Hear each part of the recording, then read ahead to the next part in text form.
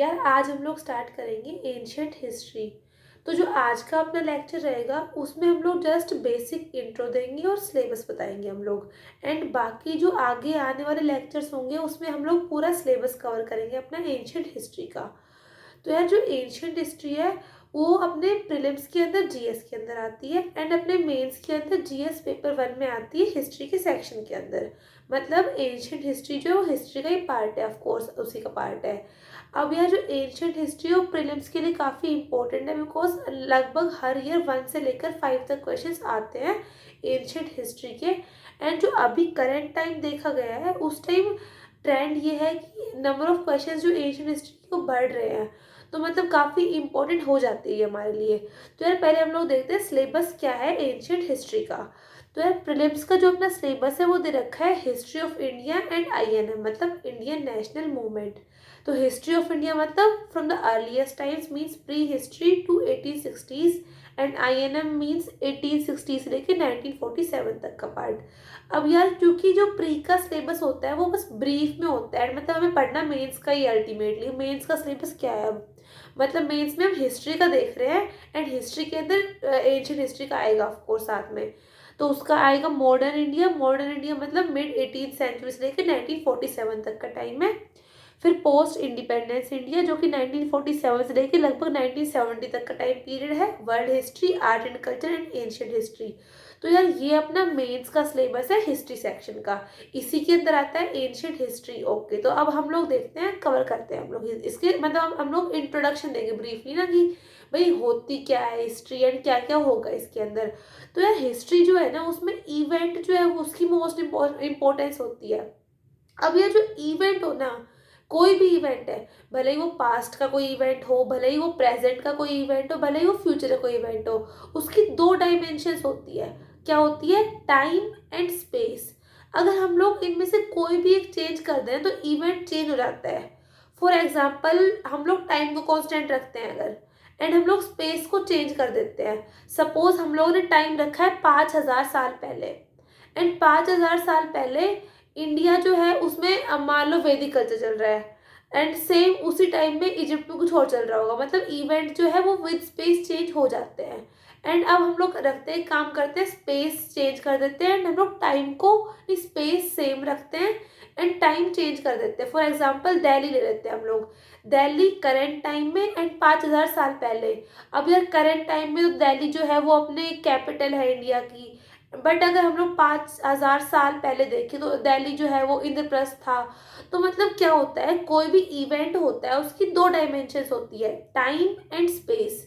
And अगर हम लोग इनमें से कोई भी एक डायमेंशन चेंज कर दे तो वो इवेंट है वो चेंज हो जाता है। ये मैं इसलिए बता रही हूँ क्योंकि ये क्वेश्चन काफ़ी बार इस टाइप में आ जाता है। मतलब ऐसा होता है काफ़ी बार, एक क्वेश्चन ये था कि है ना, जिस टाइम यहाँ पर इंडस वैली चल रहा था इंडिया के अंदर, मतलब नॉर्दर्न पार्ट में, उसमें साउदर्न में क्या था, मतलब कुछ चालकोले थे, कंटेम्प्रेरी रहे थे ऐसे। तो मतलब जो कंटेम्प्रेरी कल्चर्स होते हैं उनमें डिफरेंस क्या होता है, उसमें स्पेस का डिफरेंस होता है। मतलब इवेंट क्यों अलग होता है वो, बिकॉज भले ही टाइम तो सेम है बट जो स्पेस है वो अलग हो जाता है, इसलिए जो इवेंट होता है वो अलग हो जाता है। अब यार नेक्स्ट जो अब हिस्ट्री जो होती है उसको स्टडी करने के लिए हमें क्या चाहिए होता है, सोर्स ऑफ इंफॉर्मेशन। अब यार हिस्टोरियंस जो होते हैं उन्होंने सोर्सेज ऑफ इंफॉर्मेशन जो होते हैं उनको दो पार्ट में क्लासिफाई कर रखा है, लिटरेरी एंड आर्कियोलॉजिकल।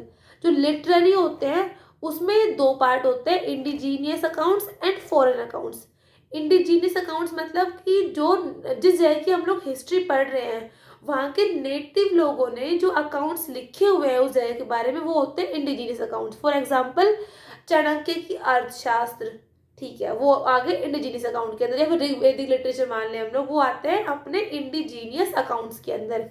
दूसरे पार्ट होते हैं फॉरेन अकाउंट्स, वो होता है कि जिस जगह की हम लोग हिस्ट्री पढ़ रहे हैं वहाँ के नेटिव की बजाय बाहर से कोई इंसान आता है उस कंट्री के अंदर एंड देन वो वहाँ की हिस्ट्री लिखता है, तो वो होता है foreign account. For example Megasthenes की इंडिका, या फिर हम लोग फाहन वगैरह स्कॉलर्स जो है उनकी बुक्स को भी कंसिडर कर सकते हैं हम लोग। अब नेक्स्ट आते हैं अपने आर्कियोलॉजिकल सोर्सेज। तो जो आर्कियोलॉजिकल सोर्सेज होते हैं उसमें काफ़ी चीज़ें आती है, मतलब उसमें आते हैं मोन्यूमेंट्स आते हैं, कोइंस आते हैं, कोइन स्टडी को हम बोलते हैं न्यूमिस्मेटिक्स, इंस्क्रिप्शंस आते हैं, पोटरी आती है, सील्स एंड सीलिंग्स आती है। तो यार ये सारी चीज़ें जो है वो बहुत इंपॉर्टेंट है, एंड हम लोग जब पढ़ेंगे अपना सिलेबस अच्छे से कवर करेंगे, हम लोग डिटेल में ये हर सोर्स को पढ़ेंगे अच्छे से, एंड हम लोग ये चेक करेंगे क्वेश्चंस क्या क्या आते हैं, मतलब इसके क्वेश्चंस आर्ट एंड कल्चर में बहुत आते हैं। अब यार हमने ये तो देख लिया कि जो सोर्स ऑफ इंफॉर्मेशन जो होते हैं वो दो होते हैं, लिटरेरी एंड आर्कियोलॉजिकल। बट यार जो ये सोर्स होते हैं ना, इनमें क्लियर डिस्टिंक्शन नहीं होता कि भाई ये पक्का ये लिटरेरी ही है एंड ये आर्कियोलॉजिकल ही है, इनमें ओवरलैप होता है। फॉर एग्जांपल अगर हम लोग इंस्क्रिप्शन की बात करें तो यार ये होता है कि इंस्क्रिप्शन तो कार्व्ड होती है, किसी मान लो किसी पिलर के ऊपर कार्विंग कर रखी है हम लोगों ने, या फिर मान लो वो पत्थर के ऊपर कर रखी है हम लोगों ने। तो फिर जो पत्थर है जो पिलर है वो तो अपना आर्कियोलॉजिकल सोर्स हो गया, बट जो उसके ऊपर कंटेंट लिखा हुआ है वो लिटरेरी सोर्स होता है। तो मतलब क्या होता है कि जो लिटरेरी सोर्स होते हैं अपने एंड जो अपने आर्कियोलॉजिकल सोर्स होते हैं उनमें क्लियर डिस्टिंक्शन नहीं होती, बहुत बार ये ओवरलैप भी कर जाते हैं। ओके, अब यार हम लोग हिस्ट्री की क्लासिफिकेशन करते हैं on the base of source of information. तो यार हिस्टोरियंस ने सोर्स ऑफ इंफॉर्मेशन के बेस पर जो हिस्ट्री है वो 3 पार्ट में क्लासिफाई कर रखी है, pre history, proto history and modern history. तो जो प्री हिस्ट्री होती है उसमें क्या होता है, अपने पास आर्कियोलॉजिकल सोर्सेज तो होते हैं बट लिटरेरी सोर्स होते ही नहीं है। मतलब हो सकता है लिखे हो लोगों ने कुछ लिटरेचर, बट हो सकता है कि विद टाइम वो डिस्ट्रॉय हो गए हो या हमें मिले ना हो अब तक। बट मतलब फैक्ट ये है कि उस टाइम के जितने अगर लिटरेरी सोर्स भले ही थे या फिर नहीं थे, हमें तो मिले नहीं है। मतलब वो पीरियड जिस पीरियड के हमें सिर्फ आर्कियोलॉजिकल सोर्सेज मिले हैं, लिटरेरी सोर्स नहीं मिले हैं, वो होता है प्री हिस्ट्री का पीरियड। एंड ये जो होता है ये लार्जेस्ट पीरियड ऑफ हिस्ट्री है। मतलब जो हम लोग हिस्ट्री पढ़ते हैं उसका लार्जेस्ट पोर्शन तो यार वो है जिसके बारे में अपने पास लिटरेरी सोर्स है ही नहीं। हो सकता है कि लिटरेचर हुई हो उस टाइम पर बट हम लोगों तक पहुंची नहीं है, ये फैक्ट है कि मतलब लिटरेरी सोर्स हमारे पास अवेलेबल नहीं है, ओनली आर्कियोलॉजिकल सोर्सेज ही अवेलेबल है, एंड उन्हीं की हेल्प से हम लोग प्रिडिक्ट करते हैं कि क्या हिस्ट्री रही होगी उस टाइम की। तो जो प्री हिस्ट्री का टाइम पीरियड है वो nearly 2 million year ago start होता है पैलेयोलिथिक एज से, एंड वो कंटिन्यू करता है टिल चारकोलिथिक एज, मतलब सिरका 2 मिलियन ईयर्स अगो से सिरका 1500 BCE। सिरका जो है वो इस वर्ड का मीनिंग होता है अप्रोक्सीमेटली। मतलब कि यार हम लोग है ना क्लियरली कोई लाइन नहीं खींच सकते कि exactly 2 million year ago start हो गया पैलेयोलिथिक एज हो गया एंड एग्जैक्टली 1500 BCE के ऊपर आकर अपनी मतलब वैदिक लिटरेचर स्टार्ट हो गया। मतलब कोई वो नहीं है कि बिल्कुल फिक्स्ड है हमने लाइन खींच दी है, मतलब अप्रोक्सीमेटली ये टाइम रहा होगा बट फिक्स्ड नहीं है। सिरका का मतलब ये होता है। तो यार जो ये प्री हिस्ट्री का पीरियड है वो होता है 2 मिलियन ईयर अगो से लेकर 1500 BCE तक। तो ये होता है मतलब पैलेयोलिथिक एज से लेकर चारकोलिथिक एज तक। 1500 BCE जो होता है ये होता है अपना स्टार्ट ऑफ वैदिक कल्चर, एंड हमें पता है जो वैदिक कल्चर अपना स्टार्ट होता है उसमें लिटरेचर आ जाती है, तो मतलब फिर हमारा प्री हिस्ट्री खत्म हो जाता है उस टाइम पर। नेक्स्ट आता है प्रोटो हिस्ट्री। तो जो प्रोटो हिस्ट्री जो टर्म है ना वो इंडिया में एक स्पेशल जो सिविलाइजेशन उसके कंटेक्स्ट में यूज हुई है। मतलब इसमें क्या खासियत है, इसमें ये है कि इसके हमें आर्कियोलॉजिकल सोर्सेज तो मिलते ही मिलते हैं, ऑफ कोर्स है वो तो प्री हिस्ट्री में मिल गए हम लोगों को। एंड मेन बात ये है कि हमें इसके लिटरेरी सोर्स मिलते तो है बट वो डेसिफर नहीं हुए हैं अब तक। मतलब हमें लिखी हुई मतलब जो स्क्रिप्ट है उनकी वो मिल तो गई भाई, लिखा हुआ है कुछ, बट हम लोग समझ नहीं पाए यार इस चीज़ का मतलब क्या है, मतलब डेसिफर नहीं कर पाए हम लोग अब तक। तो ये जो है ये प्रोटो हिस्ट्री के अंदर आता है अपना IVC कल्चर, मतलब इंडस वैली सिविलाइजेशन या फिर अपना हड़प्पन सिविलाइजेशन। इसका टाइम पीरियड है 2600 BCE से लेकर 1900 BCE। तो मतलब इसमें क्या है अपने पास लिटरेरी सोर्स है तो अवेलेबल, अपने पास स्क्रिप्ट भी है but the script is not yet deciphered. तो मतलब होते हुए भी हमें मतलब नहीं पता कि क्या लिखा हुआ था उन लोगों ने, we are still trying to find कि क्या मीनिंग था उस स्क्रिप्ट का, but it's not deciphered yet. तो मतलब क्या है, तो अपने प्री हिस्ट्री में क्या था कि अपने पास आर्कियोलॉजिकल सोर्स थे बट लिटरेरी सोर्स अवेलेबल थे ही नहीं। अपनी प्रोटो हिस्ट्री में ऐसा है कि अपने पास आर्कियोलॉजिकल सोर्स तो है ही ऑफ कोर्स, बट जो लिटरेरी सोर्स है वो अवेलेबल तो है बट डेसिफर नहीं हुए अब तक। एंड ये जो है वो इंडस वैली सिविलाइजेशन उसी के कंटेक्स्ट में यूज हुआ है। अब यार एक चीज देख लेते हैं हम लोग पहले ना कि हम लोग यूज करते हैं BCE एंड CE, मतलब BCE की फुल फॉर्म होती है before common era and CE होता है कॉमन एरा। तो यार ये जो हम लोग यूज़ करते हैं टर्म्स, ये ग्रिगोरियन कैलेंडर के अकॉर्डिंग यूज़ होती है। मतलब क्या होता है कि हम लोग उसमें जो क्राइस्ट होता है ना, जीसस क्राइस्ट, जो कि मतलब गॉड होता है क्रिश्चियनिटी में, हम लोग 0 CE को बर्थ ऑफ क्राइस्ट मानते हैं। एंड जो उससे पहले का टाइम होता है उसे हम करते हैं BCE, before common era. And जो उसके बाद का टाइम होता है वो होता है CE, कॉमन एरा। तो ये जो है ये हम लोग स्केल यूज करते हैं टू मेजर टाइम। मतलब कि क्राइस्ट के बर्थ से पहले BCE and after the birth of Christ CE, Gregorian calendar के अकॉर्डिंग। ठीक है, तो ये हो गया। अब यार नेक्स्ट आते हैं हम लोग हिस्ट्री के ऊपर। तो देखा हमें प्री हिस्ट्री में क्या होता है, आर्कियोलॉजिकल सोर्स जो होते हैं वो अवेलेबल होते हैं, लिटरेरी हमारे पास अवेलेबल नहीं होते हैं। प्रोटो में ये होता है आर्कियोलॉजिकल अवेलेबल होते हैं, लिटरेरी अवेलेबल होते हैं, बट डेसिफर नहीं होते हैं। हिस्ट्री में ये होता है लिटरेरी भी अवेलेबल होते हैं, आर्कियोलॉजिकल अवेलेबल होते हैं, एंड जो लिटरेरी सोर्स होते हैं वो डेसिफर किए जा चुके हैं ऑलरेडी। तो मतलब ये एवोल्यूशन हो रहा है, मतलब इस बेस पे हमने क्लासिफाई किया है हिस्ट्री को। ओके, जो हिस्ट्री का टाइम पीरियड है इंडिया के अंदर वो स्टार्ट होता है circa 1500 BCE से लेके प्रेजेंट तक। एंड ये होता है स्टार्ट ऑफ वैदिक कल्चर। तो ये हमें पता है कि जो वैदिक कल्चर होता है, ऋग्वेदिक कल्चर होता है अपना, उसके अंदर बहुत सारे ये ऋग्वेदा, सोमवेदा, यजुर्वेद, अथर्ववेद टेक्स्ट जो है कंपोज हो चुके होते हैं बहुत सारे।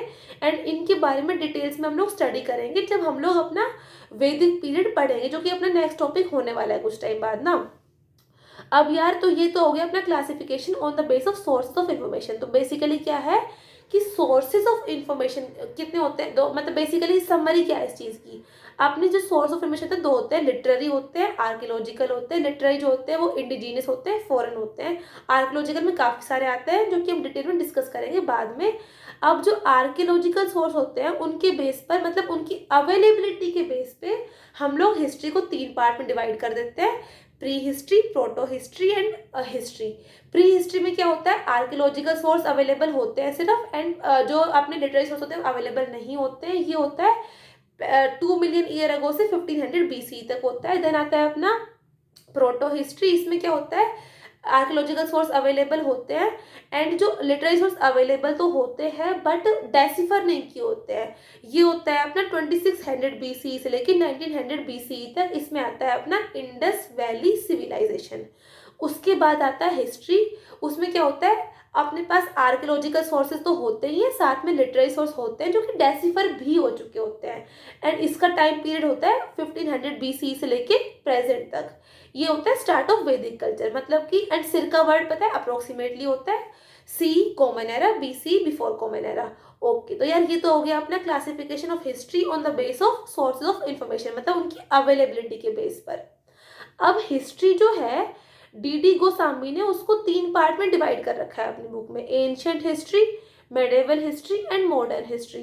एंशिएंट हिस्ट्री के अंदर आती है pre history, proto history and वैदिक पीरियड, मतलब कि circa 2 मिलियन ईयर्स अगो से लेके 750 CE तक। उसके बाद मेडिवल जो हिस्ट्री है उसमें आता है 750 CE से लेके 1750s तक आते हैं। एंड मॉडर्न हिस्ट्री जो है अपनी वो आती है 1750 से 1947। तो यार मतलब ये ब्रिटिश टाइम के स्कॉलर्स थे, इन्होंने ऐसे क्लासिफाई किया था। एंड जो एंशियंट हिस्ट्री जो है उसको इक्वेट किया गया था हिंदू कल्चर से, मेडिवल हिस्ट्री जो है उसको मुस्लिम कल्चर से, एंड जो मॉडर्न हिस्ट्री है उसको ब्रिटिश से। मतलब कि यार ये तो अब अलग अलग स्कूल ऑफ थॉट्स हो गए जिनके बारे में हम लोग डिटेल में स्टडी करेंगे आगे हम लोग। तो यार ये तो अपना बेसिक इंट्रोडक्शन था कि भाई अब हमारा सिलेबस क्या है एंशियंट हिस्ट्री का, और कितने, मतलब लगभग हर साल 5 क्वेश्चंस आते हैं प्री के अंदर। एंड बेसिकली हम किस तरह से स्टडी करने वाले हैं, एंड मतलब बेसिक क्लासिफिकेशन पढ़ी हमने बस ना कि भाई क्लास इवेंट क्या होता है। इवेंट जो होता है उसके 2 डायमेंशन होते हैं, टाइम एंड स्पेस। इनमें से हम लोग कुछ भी चेंज करेंगे वो तो एक चीज तो चेंज हो जाएगा पूरा इवेंट ना। तो हम लोगों ने ये सब देखा है। अब हम लोग जो अपना नेक्स्ट लेक्चर होगा उसमें हम लोग स्टार्ट कर देंगे प्री हिस्ट्री से, then protohistory and then history. Prehistory के अंदर आएगी Palaeolithic age, Mesolithic age, Neolithic age and Chalcolithic as.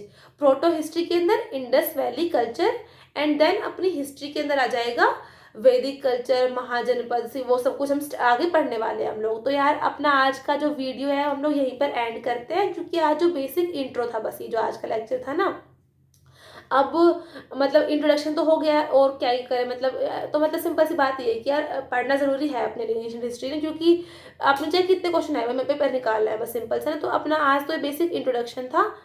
तो अब नेक्स्ट लेक्चर में हम लोग डिटेल में स्टडी करेंगे पूरा सिलेबस। तो ओके, आई होप समझ आ गया हो। एंड जो आपके सजेशंस है और कुछ भी कमेंट्स वगैरह है, वो आप लोग कमेंट सेक्शन में लिख देना। एंड मान लो कुछ वीडियो बनाना है मुझे, तो आप सजेस्ट कर सकते हो in the comment section, I will make a video for the same. Okay, I hope you all like the video and like, comment, share. Okay, bye.